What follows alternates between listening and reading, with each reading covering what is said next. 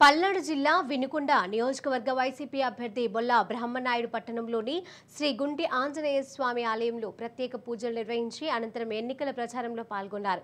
నియోజకవర్గంలో అన్ని పార్టీలు ఒకే వైపు, బొల్ల బ్రహ్మనాయుడు ఒకవైపు అని అయినా ప్రజలు భగవంతుని అనుగ్రహంతో 40,000 ఓట్ల భారీ మెజారిటీతో విజయం సాధిస్తానని ఆయన తెలిపారు.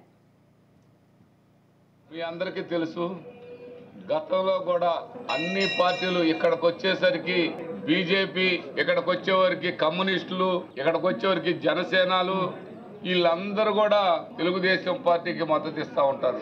వీళ్ళందరి కలయిక కాంగ్రెస్ పార్టీతో సహా ఇక్కడ అందరూ కూడా కలిసి పనిచేస్తారు. దానికి ప్రధానమైనటువంటి కారణాలు చెప్పాలంటే వాళ్ళందరూ కూడా పూర్తి స్థాయిలో గత పాలనలో అందరికీ దోపిడీ వ్యవస్థగా చేసినటువంటి పరిస్థితి చూశారు. ఆ దోపిడీ వ్యవస్థని పూర్తి స్థాయిలో పారదోలే కార్యక్రమంలో భాగంగా ఈరోజు పాలన చూశారు. బీజేపీ పార్టీ మోడీ గారు పెద్ద దెయ్యం అని చెప్పాడు చంద్రబాబు నాయుడు. ఉపయోగపడతారు కానీ రాజకీయాల్లో పనికిరాని మనిషి అని చెప్పాడు. ఇవాళ ఆయన్ని ఆశ్రయించాడు.